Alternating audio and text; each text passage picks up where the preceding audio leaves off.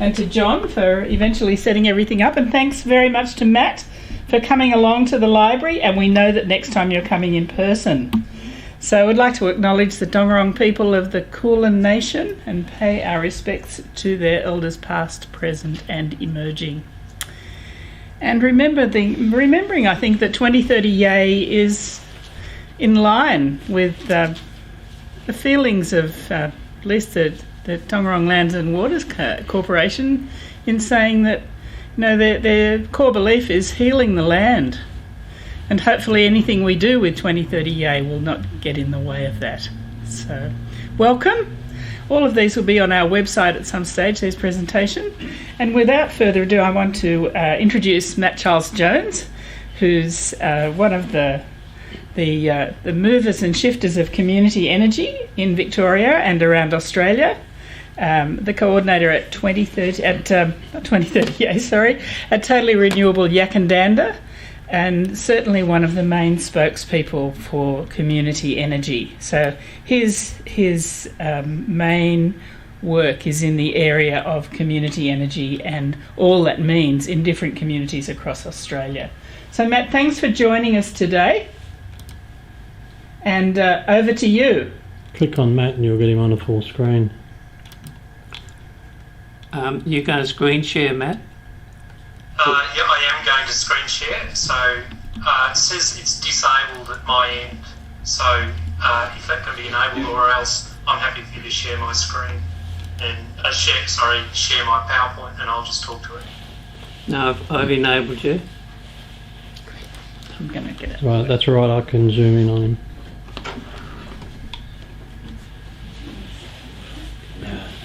So if not, I can open it. I'm pretty sure I enabled you then. What happens when you click on him? No, you multiple tips can share symbol. I'm able to. Looks like I can share. Click on speaker view at the top. It'll work. Speaker view. Are you seeing my screen now? Or? You can see yes, your screen, yes. Okay, good. There we are. So what I'm understanding you can see at your end is a yellow yak with a bit of black text. Is that correct? Correct. Yes. Fantastic. Well, thank you very much for inviting me in, and I'd like to acknowledge the traditional owners of the land from the space from which I'm speaking, the Yathma-Tang people and others. So it's a pleasure to be with you this evening, and when Elaine invited me, my absolute intention was to be there standing with you, so please accept my apologies for making that change. I've just done something I've done way too much of in the last 7 years, and I've got 2 grant applications due tomorrow, so I'm just lining up to pull an all-nighter tonight. So really the invitation that Elaine and others have made for me this evening is to speak about these 5 items. What is community energy in general, and just a bit of a snapshot there, a bit of an examination of Totally Renewable Yackandandah and the things we've done, touching on microgrids, a project I'm involved with in my work capacity called Project Edge, and then a remarkable piece of work done called the Local Power Plan. So I'm going to talk to each of those things. And Elaine's suggestion was that we stop in between each of those and open the space for questions. And most likely your questions will have to be related to me, because I probably won't be able to hear the room's questions. So I might get stuck into that there now. For reasons I'm not sure, it's not advancing.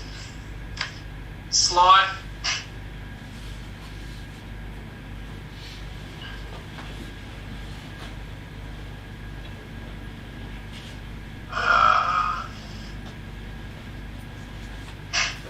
It's not letting me advance the slide.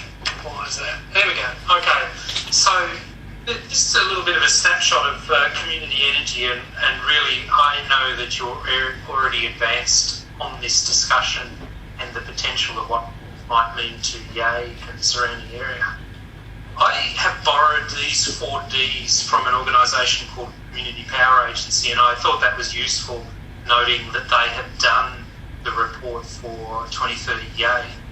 And really, there is a way of characterising community energy in these four realms, the goal being to shift focus from large centralised assets, monolithic generation primarily in coal, to localised generation and storage. And obviously there's a whole range of advantages in that.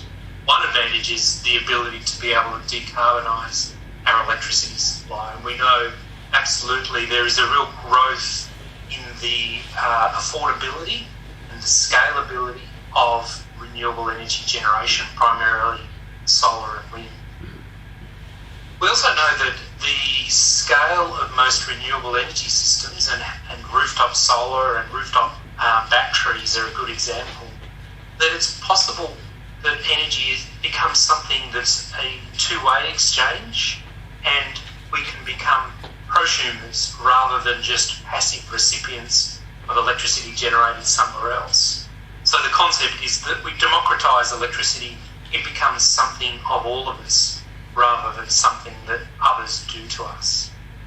And then community energy is also a really powerful agency for the purpose of demonstrating how powerful renewable energy is in a whole range of realms, and I will touch on some more of those as I progress.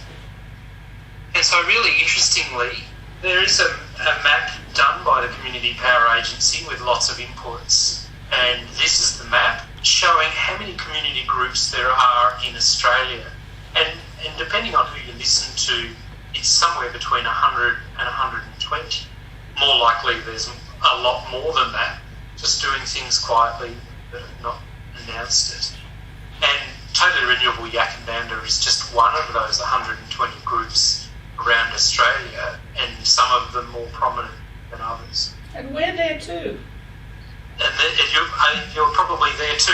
And for reference, I've put the link there, and if someone cares to look, you can actually zero in on particular locations, and you can see what the activity is in that location.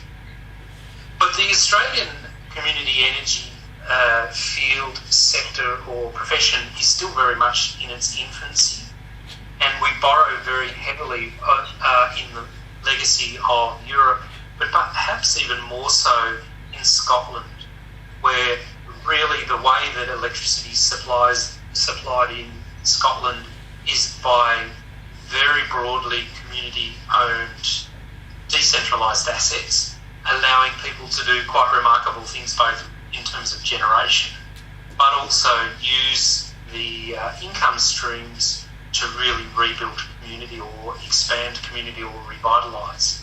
And again, that's something that I'll touch on. So really just a very brief snapshot on community energy and its origin.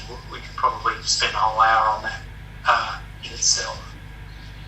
So I might stop there, Elaine, and pause to see if anyone wants to add anything or has questions. Are there any questions? They're all shy this week, Matt. I'd like to know where wind power is going. Oh, so Rosemary... Oh, go on, John, you were going to do this. No, Rosemary Simon wants to ask, is wind power part of this?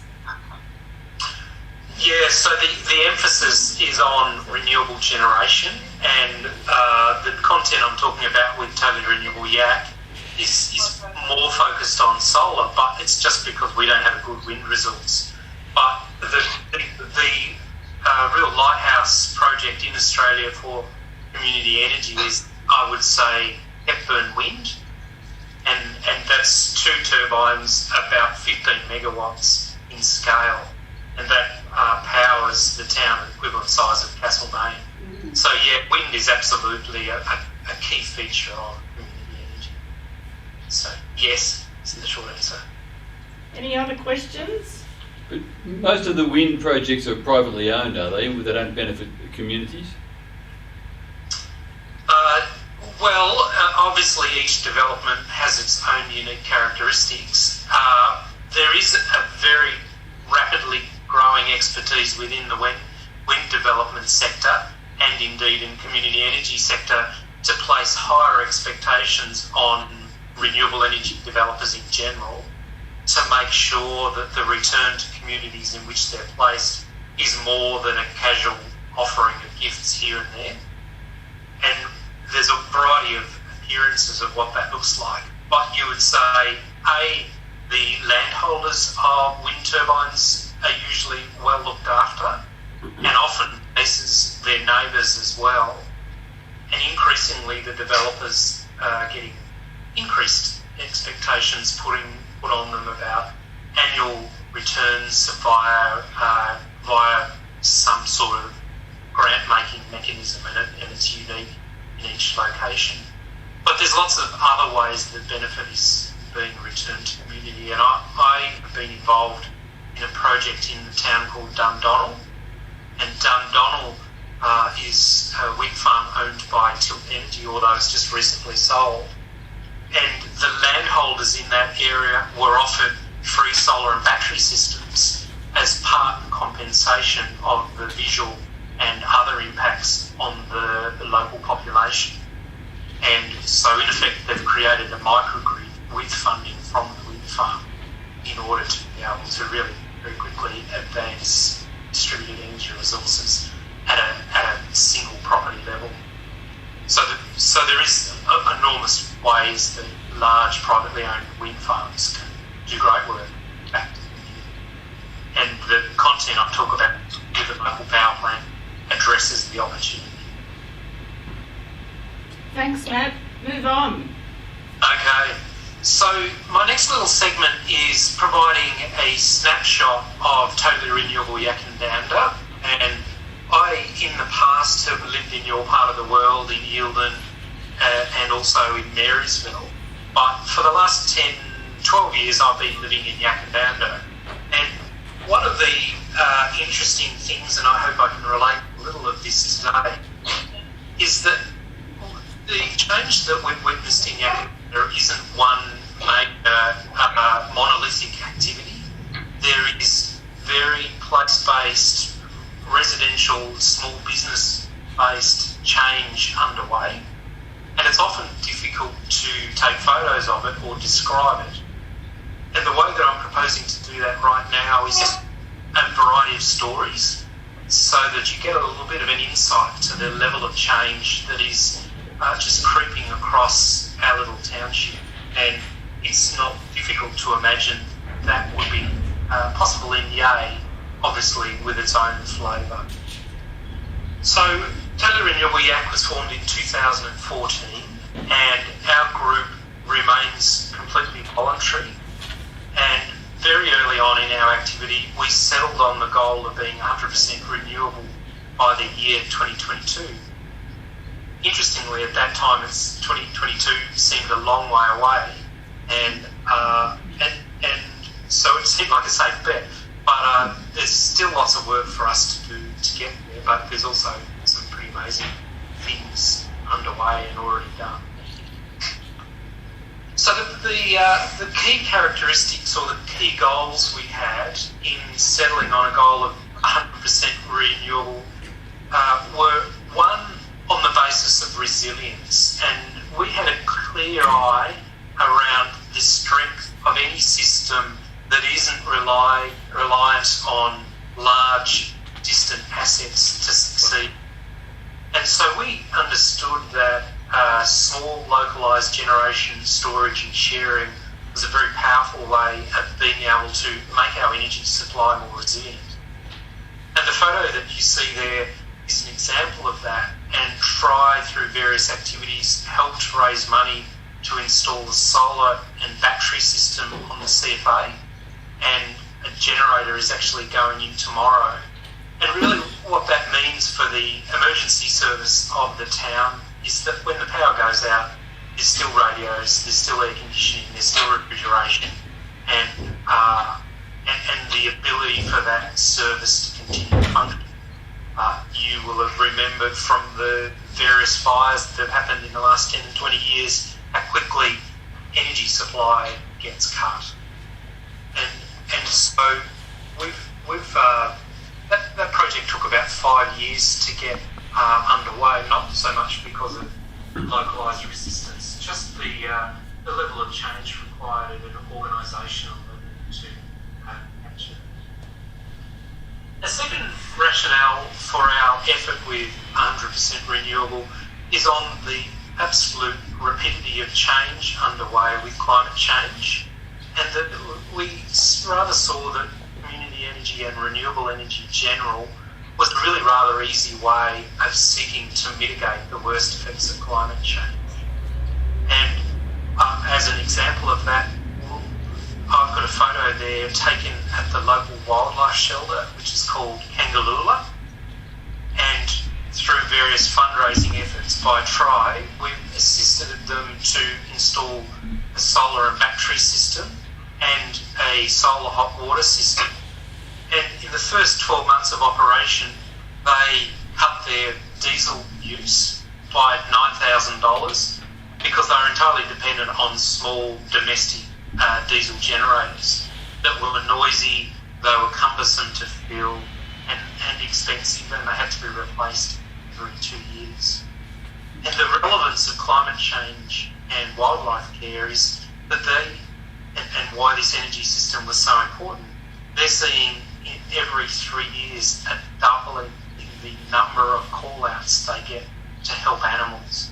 And that's partly as a result of extremes in weather, but also obviously the pressure of development on landscape and therefore resultant pressure on wildlife.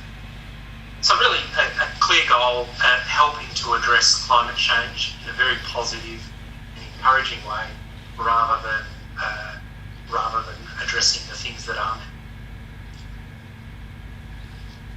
And these next two things have been much easier for us to focus on and very effective at drawing people in. There is very compelling evidence around the financial savings that people receive by adding renewable energy systems.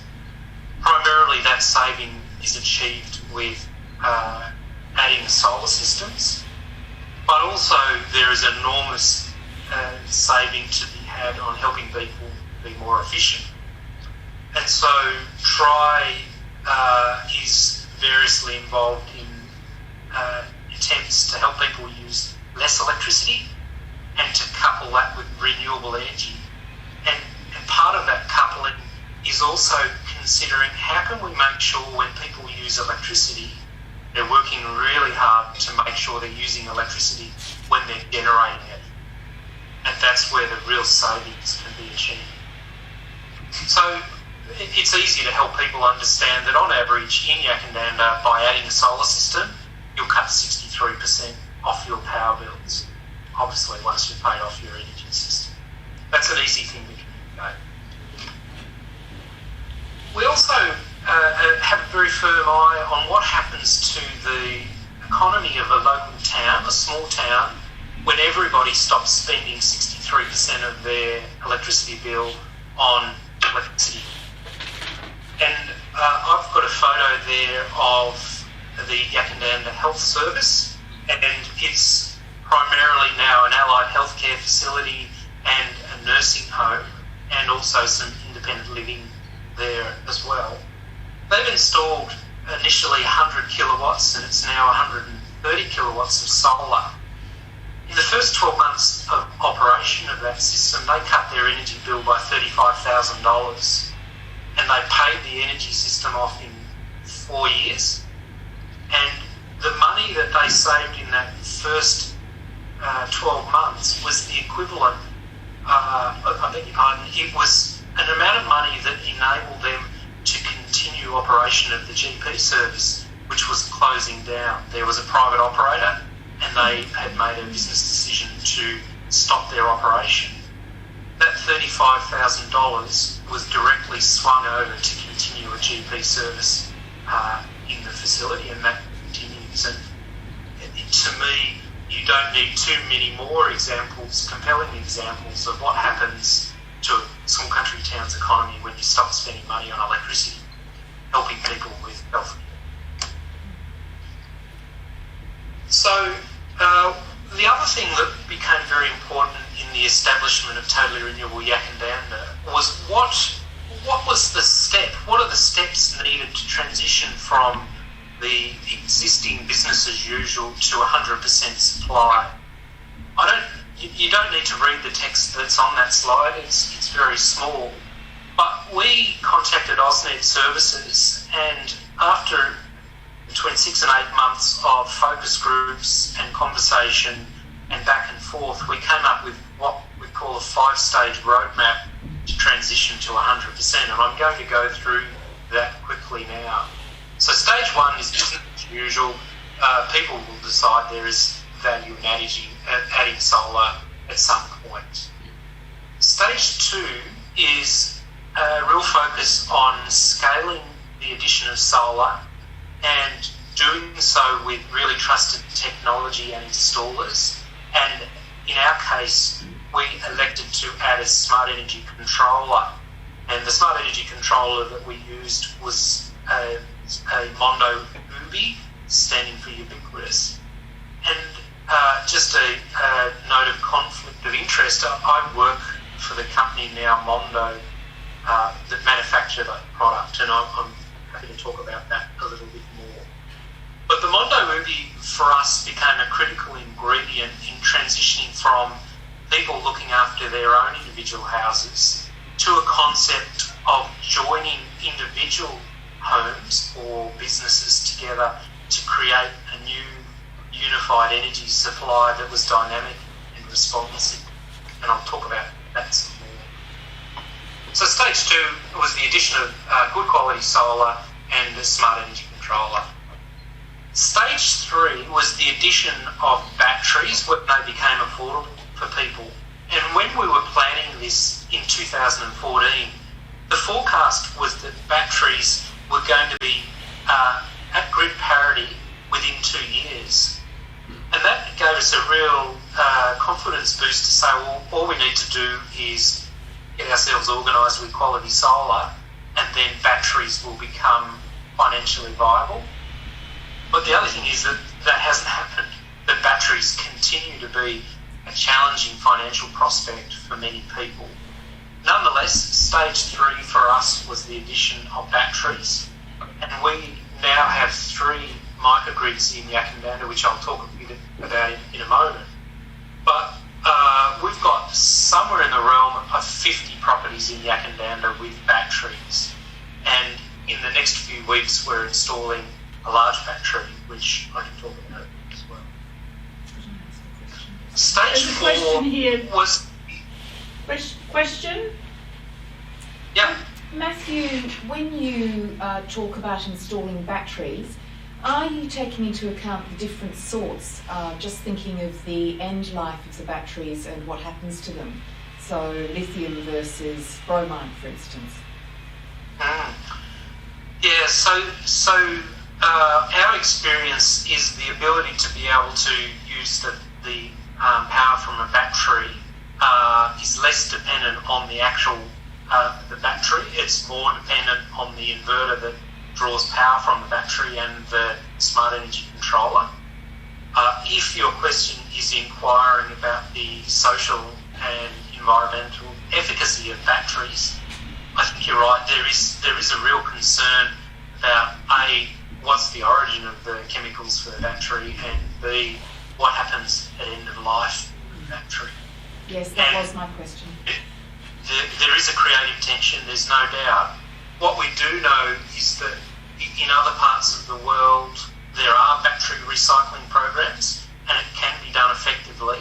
It's just that the Australian context with waste hasn't yet caught up with that requirement, and this, I know, is somewhat of a weak response, but we are quite confident by the time these batteries are at end of life, there will be no choice in Australia but for there to be a good end of life solution.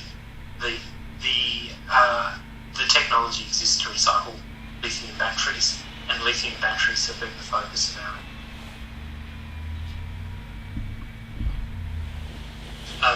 But I'm happy to talk about that some more, unless you want to chase that question a little more.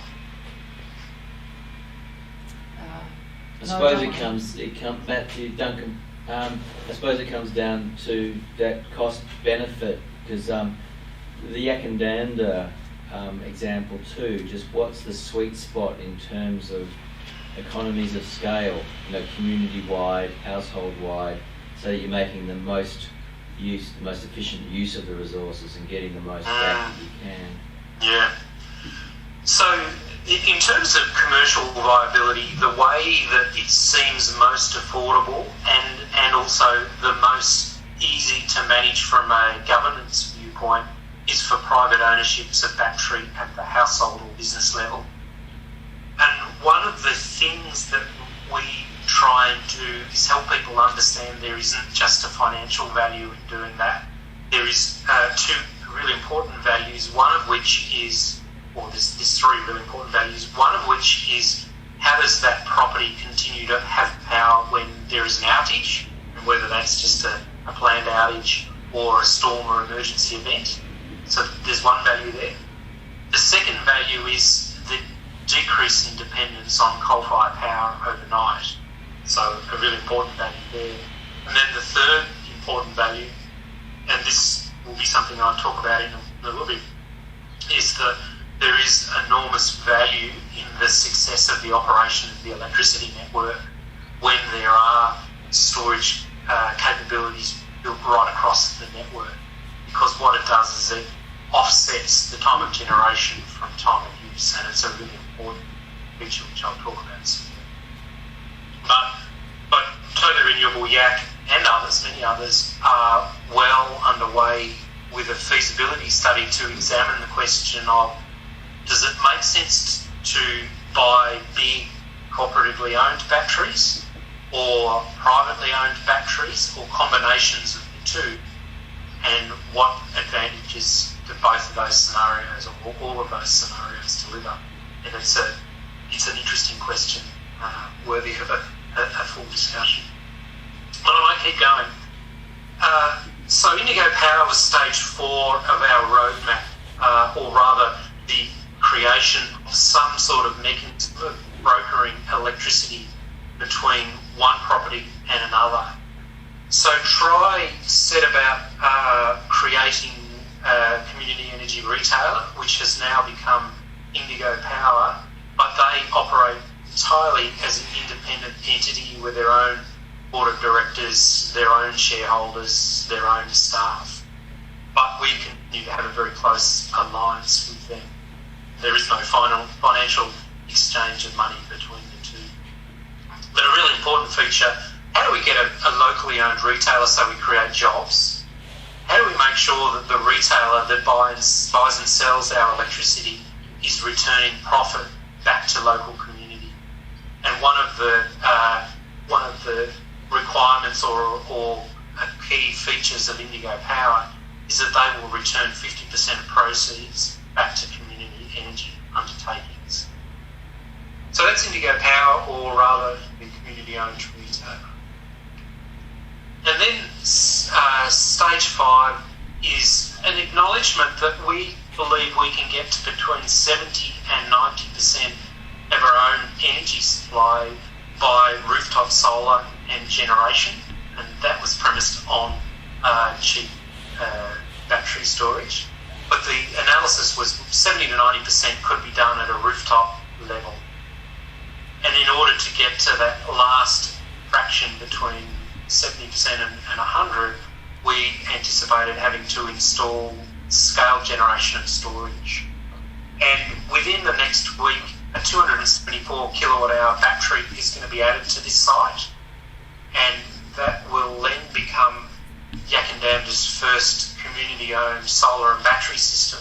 So 274 kilowatt hours of battery, 65 kilowatts of solar, and that battery will release power back into the national energy market to Indigo Power customers and close the loop between distant power and locally produced shared power.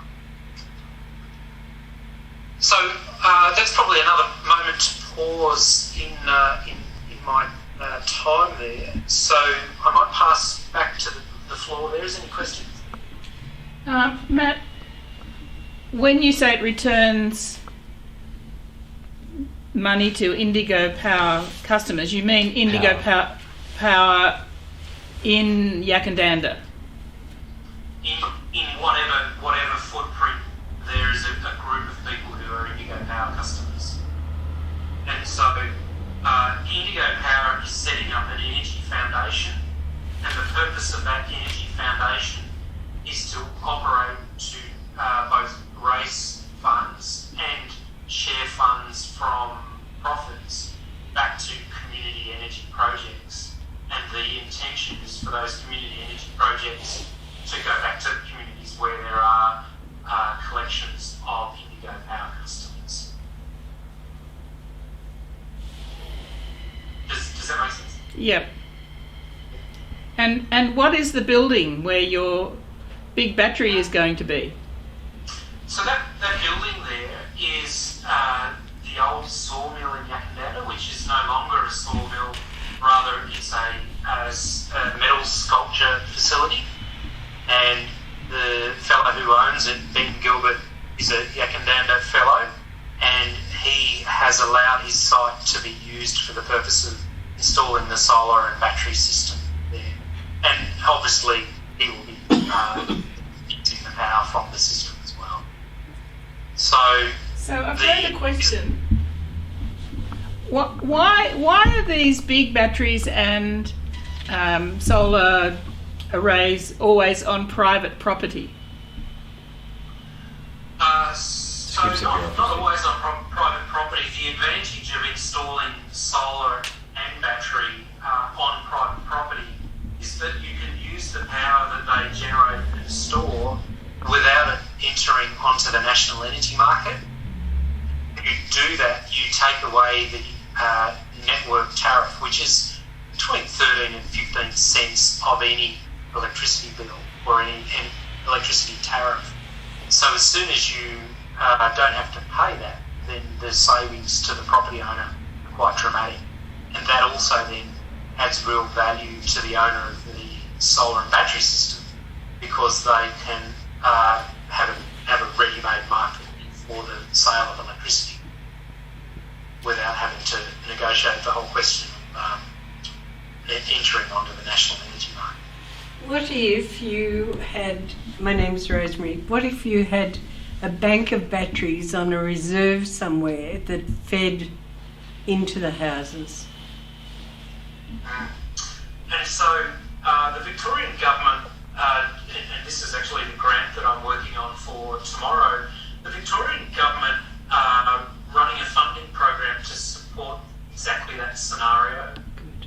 And one of the challenging circumstances are, how do you generate electricity behind the meter into that battery to make it really cheap to charge? And then B, how do you make sure the electricity comes out of that battery in a cost competitive way to the people who would be choosing to buy it? I can understand. And that is the emphasis of the government grant.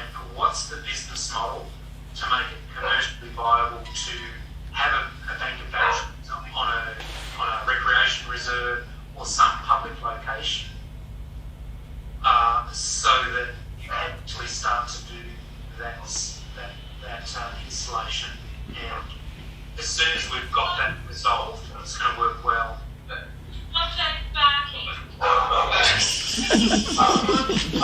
We interrupt this program.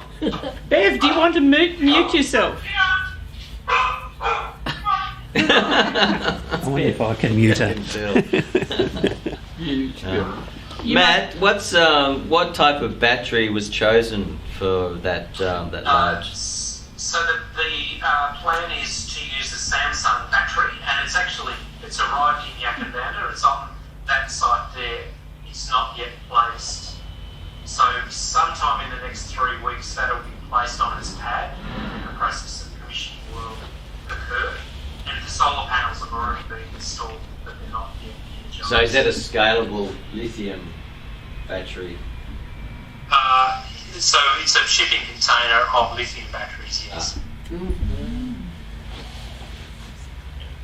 So conscious of time there, so I might continue to flick through, and Elaine asked me to touch on what microgrids are, and I've already referenced them. So really these, in my mind, are the key features of a microgrid, and actually it's a very widely used word, and there is no single accepted definition of what a microgrid is. But in general, these are the key characteristics. There is some type of localised focus, and whether that is just based on a single transformer or a town, or indeed a single feeder up a valley. A second feature is that you need to have built-in, at least in the modern conception of microgrid, renewable energy generation and storage. Any microgrid needs some type of smarts built into it so that there can be an intelligent and dynamic movement of electricity to say, we want to charge a battery now, or we discharge a battery now, or we want people to turn off circuits now. So there needs to be some type of smart energy controller to orchestrate the movement of electricity and record it. And then another key feature of a microgrid, and this is a contested point, is the ability for that microgrid to continue to function when there is an outage, and that outage could be an emergency or it could be just a standard outage. It's really easy to island a single property, and in the Australian energy market it's very difficult to island a collection of houses or indeed a whole town, but it's on its way very soon. So key characteristics of microgrids, and I won't dwell on this image, but essentially a way of defining a microgrid is a collection of energy users with added solar generation and storage and a smart energy controller of some description to create a whole of network or whole of local network supply of electricity. I might just keep going and touch on EDGE because it expands on the question of microgrid. And one of the features of a microgrid is it tends to be reasonably localised. And I'm about to introduce a program to you which is exactly the opposite, and it is with a national focus. So I work for a company called Mondo, which is a subsidiary of AusNet Services, and I've been working for 3 or 4 years on a project which became public in December of last year. And the purpose of the program is to transition our existing monolithic generation and large network asset energy system into a one that is both interconnected and locally focused. And the reason for doing that is that we want to dump the use of fossil fuel generation in our energy system and switch over to renewables.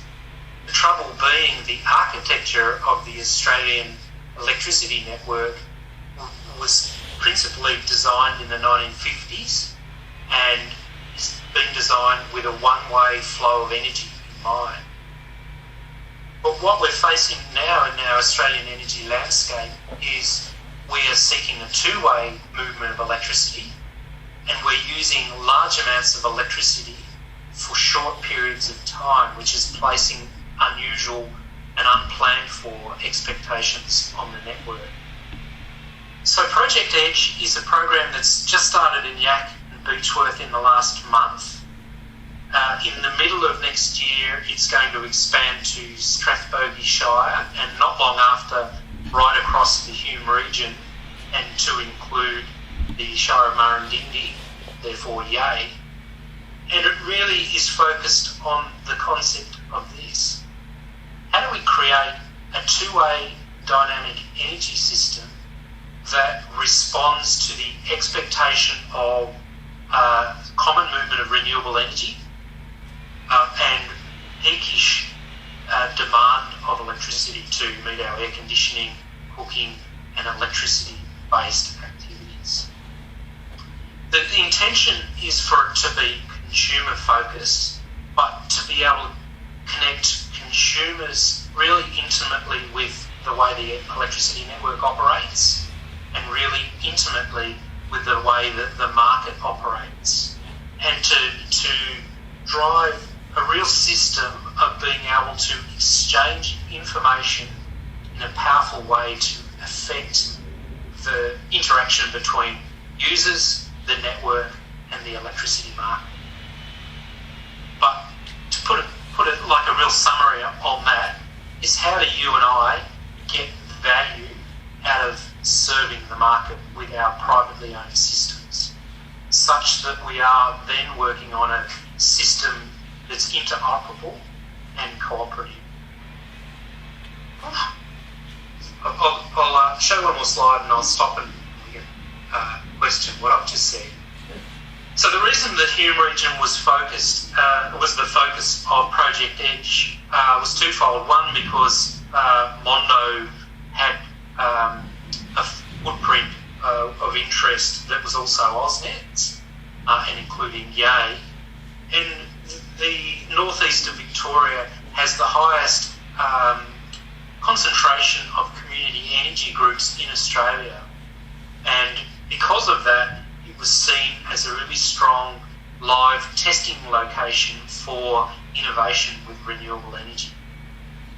And the flow of activity, and I just mentioned before, Hume 1, the first stage of the trial has already got underway. The goal is 38 residential customers. Largely, those people are ready to go. Hume 2 is focused on the Shire of Strathbogie, and in order for that, we need to enlist another 20 residential customers with batteries and 14 businesses also with batteries. And then Hume 3 is right across the whole region, at least the 10 shires of the Hume region, not including Moira or Shepparton, which is outside the AusNet footprint. So the program's 3 years. It does that expansion. We will start to be talking to, and I've already spoken to Murrumbidgee Shire about this, but the program will really become live in the first half of next year in your area, and I will be talking with 2030 Yay about what interest they've got in that, and therefore relating that to your community.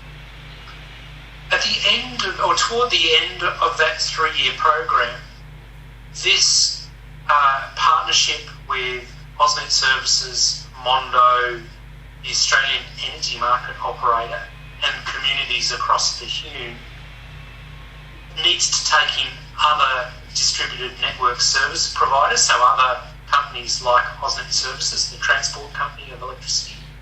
And it also needs to be taken in other hardware. It's not just a Mondo, Ubi, Mozza.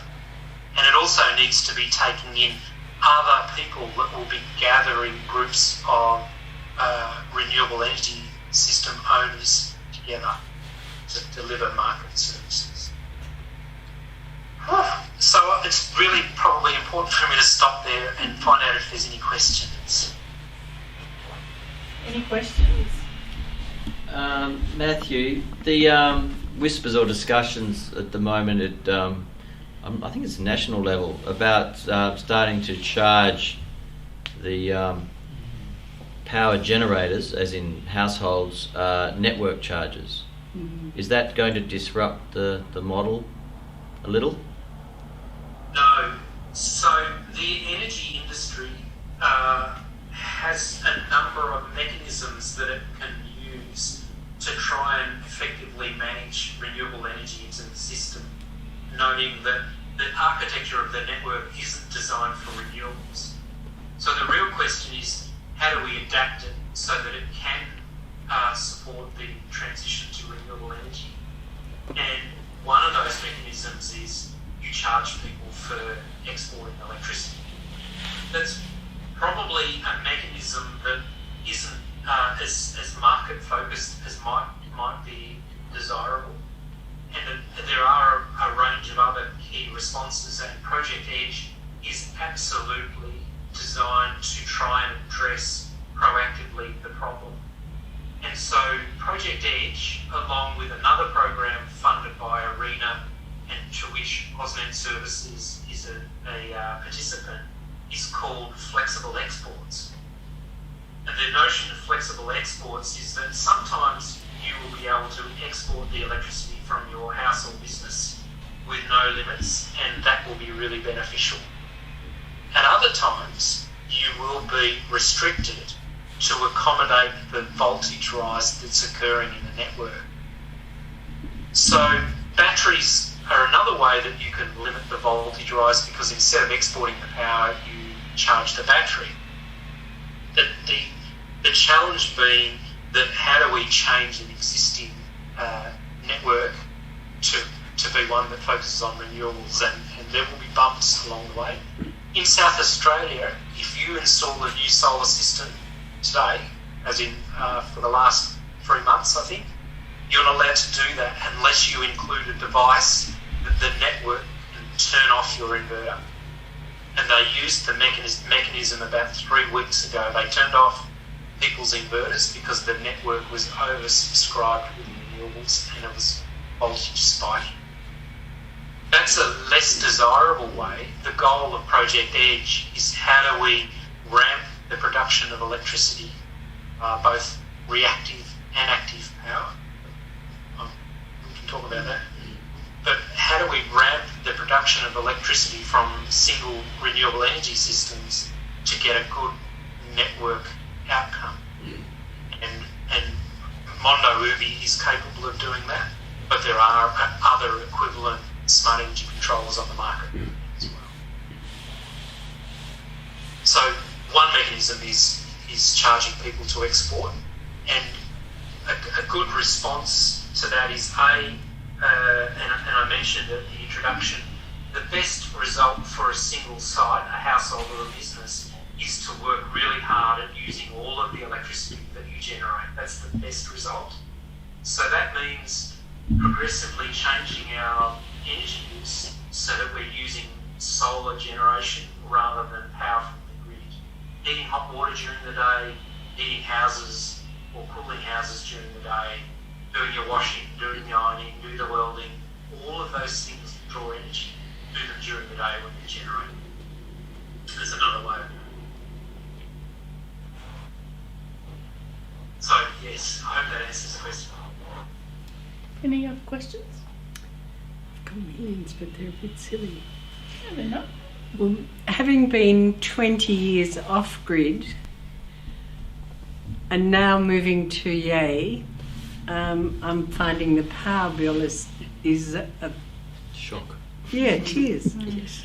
Even though we've got solar power on the roof and we've paid to install that, I'm just wondering, would it be best for us, or would it be an advantage to go off-grid again with our own battery supply and energy supply without feeding back into the system? It doesn't feed back now. I work for a network company. Yeah, wrong question. But having that option is always a benefit, isn't it? I would love that. Yes, yeah. So it's a good question, and in fact, when Total Renewable Yak was first conceived, we anticipated that was a possible outcome. But the actual cost of taking everybody off grid is quite high, and there is also an unfortunate circumstance that mostly people who go off grid include some type of fossil fuel generation, and usually that's a petrol or diesel generated, often diesel. And the trouble is, if you have a township where periodically everybody's diesel generators fire up, it's an undesirable circumstance from a couple of perspectives. One is noise. Secondly is the fumes associated with that and the carbon emissions. And then thirdly, you've also got these devices that need to be maintained and refueled and so forth. So if we can do this well, it makes sense to stay interconnected. And there's two groups of people that I think about in that circumstance. It means that our businesses can receive renewable energy. And secondly, there are a whole bunch of people that possibly simply you're going to miss out on access to clean local energy if everybody who can afford it goes off grid. And so as soon as you go off grid, you both solve the problem of an electricity bill, but you also don't share your excess electricity, and therefore you're not becoming part of a cooperative solution. And I would also say the thing that we find is those people that have a well-sized solar and battery system, a well thought through house, and that doesn't mean a really flash 10-star house, but really importantly a CO2 heat pump rather than electric storage. Their power bill will be zero across a year anyway. Mine certainly is. So good well-sized solar system, well-sized battery system and a CO2 heat pump, most probably that person has close to zero or in credit each year with their power bill anyway. Matthew, that heat pump was for the hot water service, I assume.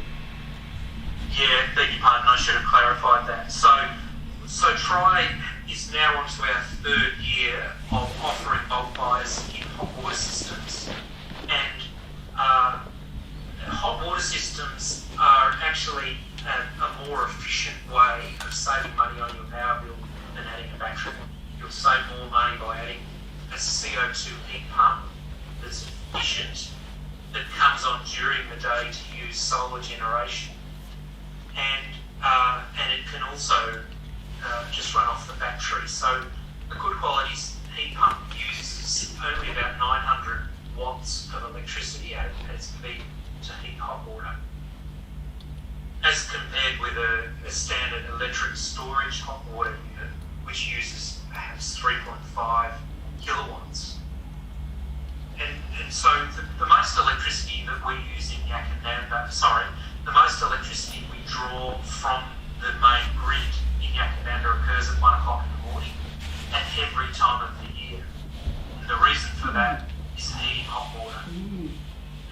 And so really clearly, if you don't use the electricity, you don't need to make it. So we've got a really clear focus on changing over our hot water systems, and we're working quite hard to convince the government to run a trial in a town, not necessarily Yackandandah, just to give everybody high quality CO2 heat pumps or charge a very small amount of money and see what happens to the network.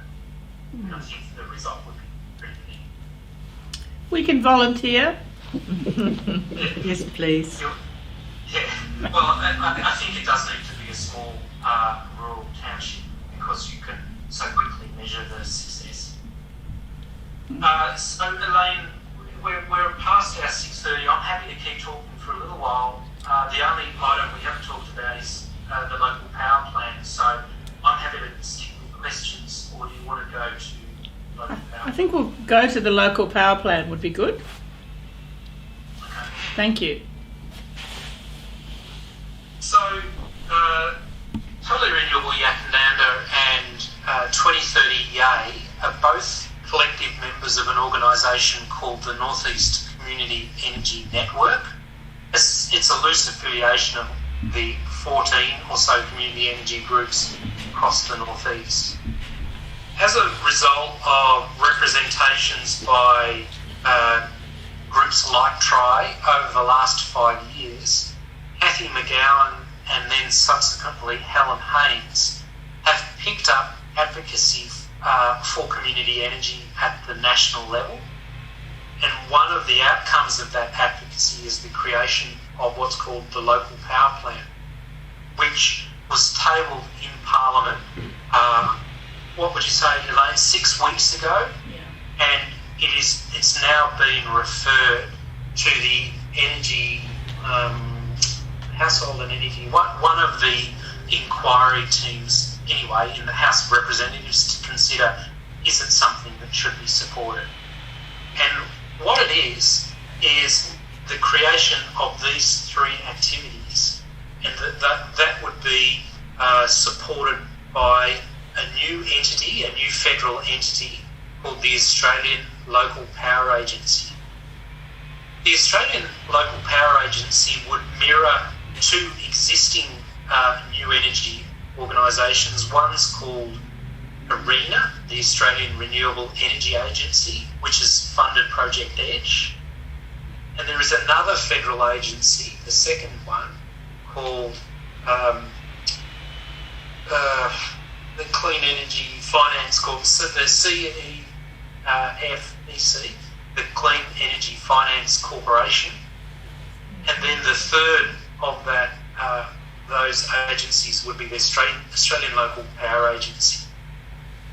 And the Australian Local Power Agency would set up 50 local power hubs to support groups like TRI and 2030 Yay to gain the expertise and the skills and the business models to be able to transition from being groups that struggle to understand the next step to ones that are really well supported both practically and financially. So one activity the local power agency would be to support those 50 power hubs and the local power scheme. A second activity would be to underwrite new small solar and wind, small community energy activities, which could be energy efficiency as well, that has local ownership as a key feature, perhaps as much as 51% local ownership, so that those activities both create value locally and return dividends locally. And then the third entity, or third effort rather, of the local power agency is the Community Renewable Investment Scheme. And it addresses a question asked earlier: how do we make sure that where large-scale developments happen by virtue of private developers, that there is absolute consideration on the impact that that has on local people, and not only the impact, how do we make sure that they become beneficiaries of the financial success of those installations. So there is now effort to try and pick up at least elements of the local power agency at a federal level as policy, and obviously the new narratives that are emerging out of both sides of Parliament at a federal level are suggesting that at the very least we can anticipate some new funding coming in this direction, and the election might be a good time to start seeing. But essentially the essence is, how do we make sure that voluntary community groups right across Australia get the financial and the knowledge set that they need to create a really ripper localised energy supply right across Australia that's interconnected, that responds to climate change, it responds to local renewal, and it creates a fair and equitable transition to clean energy. So that's the goal of the local power plan, and we hope we'll be hearing a lot more about that in the next 2 years or so. Any other questions? No? I've got one. Who's Kelly Jolly? Oh, someone wants to know who Kelly Jolly is. I don't know. So, Matt, thank you very much for the work that you've done tonight. It's been great, and we've learnt a lot. And we're a small group here, but that's because it's cold in Yea and everybody's at the pub, I think. And we'll be going there soon. You should move to Yea, Elaine. It's sort of about 20 degrees outside. You mean Yak? In Yak, it's 20 degrees in Yak, yeah. Yeah, and I think what's been really good is that you've talked about a range of things in the community energy space that we haven't been able to talk about here yet. And when we sit down and talk in our committee and talk with one another, we can think about the good things that could really happen here. And we're very thankful that you're able to come tonight and share some of those things with us. And if you were here, there'd be like a digital bottle of wine, but maybe the next time. So thanks very much, Matt. I don't know what you'll do with that bottle of wine, but thank you very much, Elena. And as I say, I've made a commitment to come to your event in September. September. So I look forward to being there in person and on these silly computer things. Great, that's good. Okay, thank you very much. Thank you. Thanks to John and Steve for all of the work they've done as well. And thanks to the library and the council and everybody here. And Duncan's cows. So, thank you. And Ben's dog. I forgot. See you later. Thanks a lot. Bye-bye. Bye.